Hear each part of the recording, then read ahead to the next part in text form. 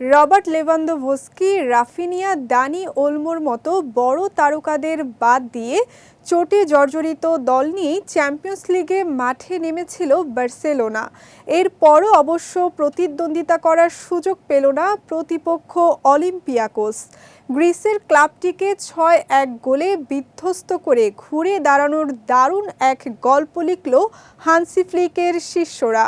মঙ্গলবার রাতে ঘরের মাঠ এস্তাদি অলিম্পিক লুইস কম্পানিসে অলিম্পিয়াকোসের মুখোমুখি হয় বার্সেলোনা।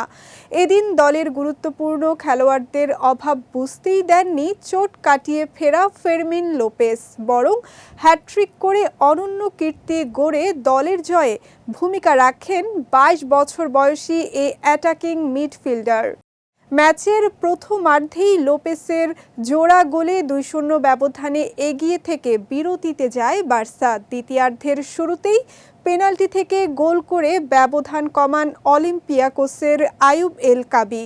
তবে ৫৭ মিনিটে তাদের এক খেলোয়াড় লাল কার্ড দেখে মাঠ ছাড়লে বার্সা আরও দাপুটে হয়ে ওঠে। ৬৮ মিনিটে পেনাল্টি থেকে ব্যবধান ৩-১ করে ফেলেন লামিনে ইয়ামাল, আর ৫ মিনিটের ব্যবধানে জোড়া গোল করেন ম্যানচেস্টার ইউনাইটেড থেকে ধারে আসা মার্কাস রাশফোর্ড। এই দুই গোলের মাঝে নিখুঁত এক ফিনিশে নিজের হ্যাটট্রিক পূরণ করেন লোপেস। এতেই গ্রিসের সফলতম ক্লাব অলিম্পিয়াকোসকে ৬-১ গোলে হারায় কাতালানরা।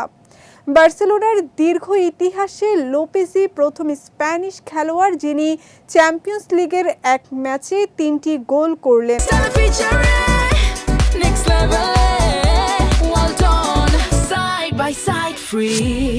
বার্সার হয়ে এর আগে ৬০০রও বেশি স্প্যানিশ ফুটবলার ইউরোপীয় এ টুর্নামেন্টে খেললেও কারও হ্যাটট্রিক ছিল না।